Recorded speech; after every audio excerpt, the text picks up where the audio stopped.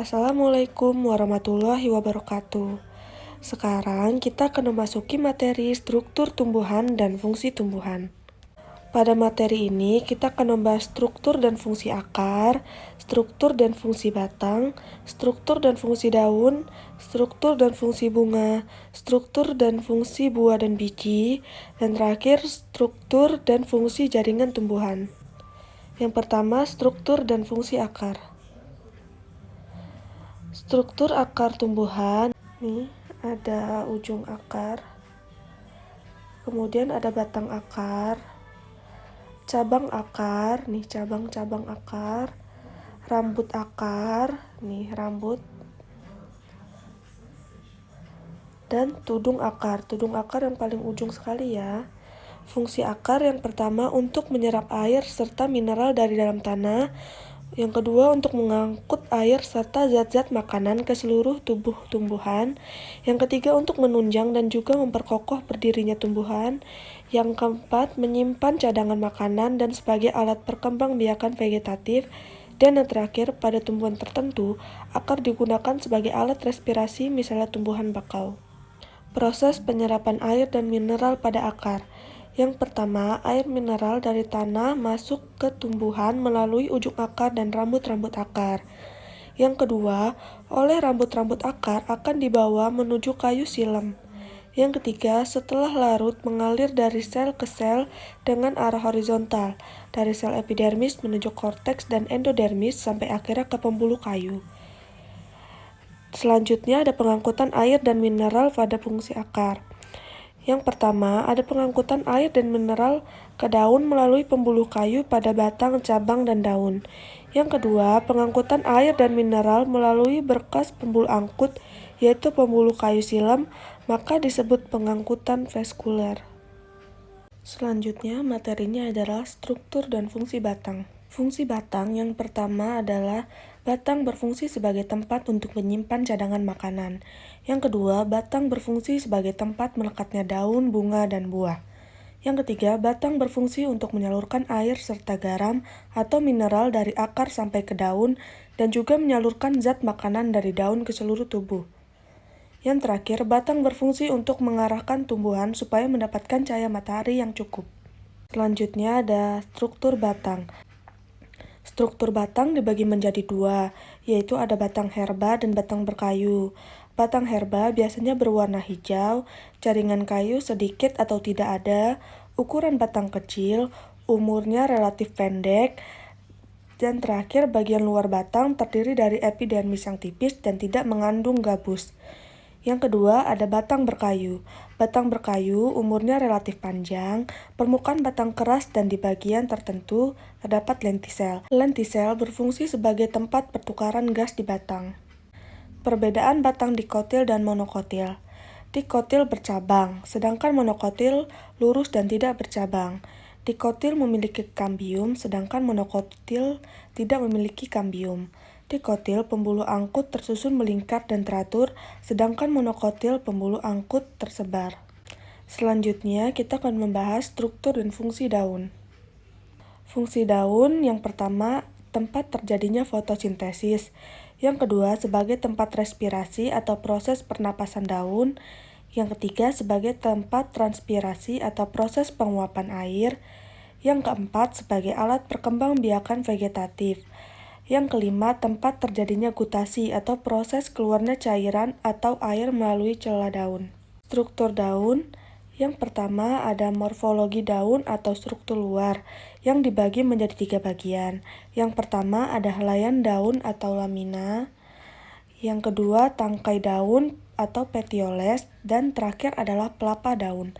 Apabila daun memiliki semua bagian tersebut, maka disebut daun sempurna, tetapi bila salah satu bagian tidak ada, maka disebut daun tidak sempurna.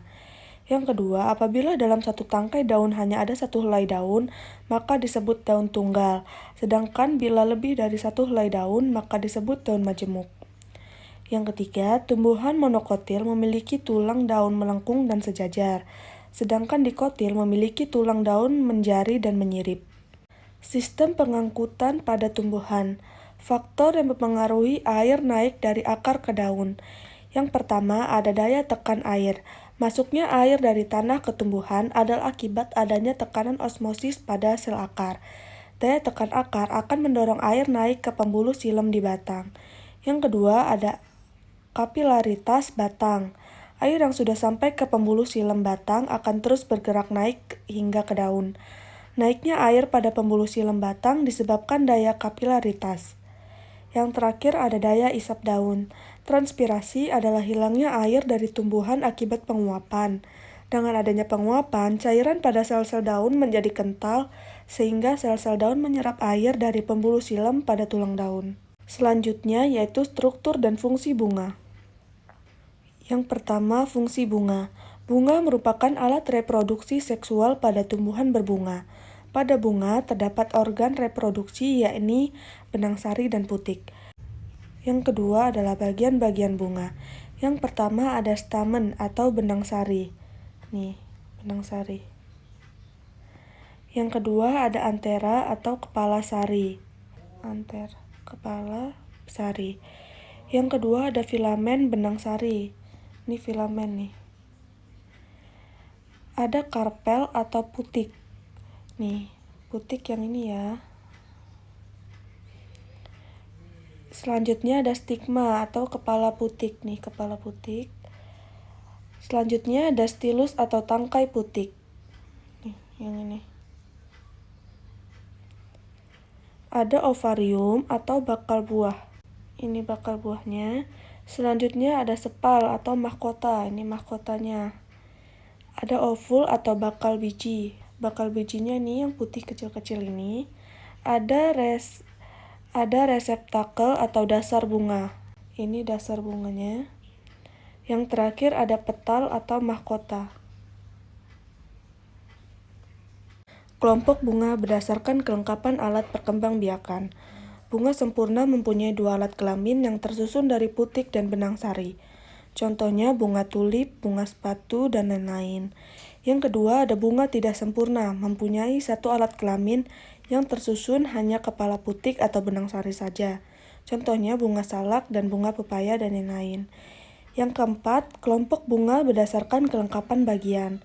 Bunga lengkap mempunyai bagian-bagian yang lengkap, yaitu adanya kelopak bunga, mahkota bunga, putik bunga, dan benang sari. Contohnya bunga mawar, bunga melati, bunga anggrek, dan lain-lain. Bunga tidak lengkap mempunyai bagian-bagian yang tidak lengkap, antara salah satunya baik berupa kelopak bunga, mahkota bunga, putik bunga, atau benang sari. Contohnya bunga kamboja, bunga kelapa, dan lain-lain. Selanjutnya struktur dan fungsi buah dan biji. Yang pertama kita akan membahas tentang buah. Struktur buah yang lengkap terdiri dari biji, daging buah, dan kulit buah. Berdasarkan jenis buah dibedakan menjadi 2 macam. Yang pertama buah sejati yang terbentuk dari bakal buah, contohnya alpukat, pepaya, dan semangka. Yang kedua ada buah semu, terbentuk dari bakal buah dan bagian-bagian lain dari bunga, contohnya nangka. Selanjutnya ada biji. Selain buah, biji juga termasuk bagian dari tumbuhan yang terbentuk dari hasil pembuahan. Fungsi biji menyimpan cadangan makanan dan alat pemancaran tumbuhan. Bagian-bagian biji ada 4. Yang pertama ada tali pusar, inti biji, kulit biji, dan pusar biji. Selanjutnya kita akan membahas struktur dan fungsi jaringan tumbuhan. Yang pertama ada jaringan meristem. Jaringan meristem merupakan jaringan yang sel-selnya aktif membelah diri. Jaringan ini terletak di ujung akar dan ujung batang. Menurut asalnya, jaringan meristem dibagi menjadi 2 macam, yaitu jaringan meristem primer, yaitu jaringan muda yang asalnya dari perkembangan sel-sel embrionik atau sel yang masih aktif membelah diri. Jaringan ini terletak di ujung akar dan ujung batang. Yang kedua ada jaringan meristem sekunder, yaitu jaringan yang asalnya dari jaringan dewasa yang sudah berhenti pertumbuhannya. Jaringan ini terletak di antara xilem dan floem. Menurut lokasinya, jaringan meristem dibagi menjadi 3 macam. Yang pertama ada meristem apikal atau meristem ujung, letaknya di bagian ujung akar dan bagian batang tumbuhan. Yang kedua ada meristem interkalar, letaknya di antara ruas-ruas batang atau di antara jaringan dewasa. Yang terakhir ada meristem lateral atau meristem samping, Letaknya sejajar dengan lingkaran organ di tempat dijumpainya meristem lateral, dan ini adalah meristem sebagai hasil pertumbuhan sekunder. Yang kedua, ada jaringan dewasa. Jaringan dewasa yang pertama ada epidermis, berada di lapisan terluar dan berfungsi untuk melindungi jaringan di bawahnya. Jaringan epidermis juga mampu mencegah penguapan yang berlebihan dengan membentuk lapisan lilin anti air atau biasa disebut kutikula. Yang kedua ada parenkim, juga disebut jaringan dasar. Jaringan inilah yang mengisi ruang antar jaringan. Yang ketiga ada jaringan penyokong yang berfungsi sebagai penguat atau penyokong tumbuhan. Yang terakhir ada jaringan pengangkut, yang berfungsi untuk proses pengangkutan zat-zat yang ada di dalam tumbuhan. Yang ketiga ada struktur dan fungsi jaringan pada daun. Yang pertama ada jaringan epidermis, adalah jaringan penyusun daun yang terdapat pada bagian atas dan bawah daun. Jaringan ini berfungsi untuk melindungi jaringan bawahnya dari benda asing, paparan cahaya, atau perubahan kondisi lingkungan yang ekstrim. Yang kedua ada jaringan mesofil, tersusun dari jaringan-jaringan parenkim yang menempati sebagian besar ruang pada daun. Jaringan ini terdiri dari dua jaringan, yaitu jaringan tiang atau palisade dan jaringan bunga karang atau spons.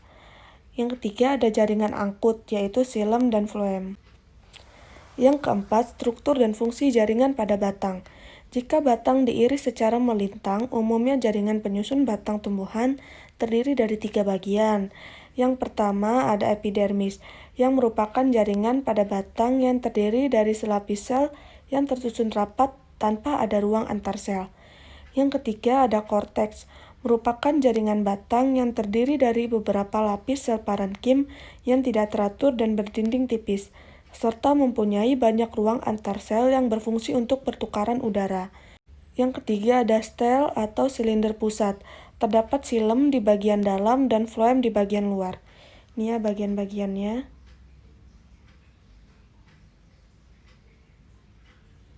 Yang terakhir, ada struktur dan fungsi jaringan pada akar.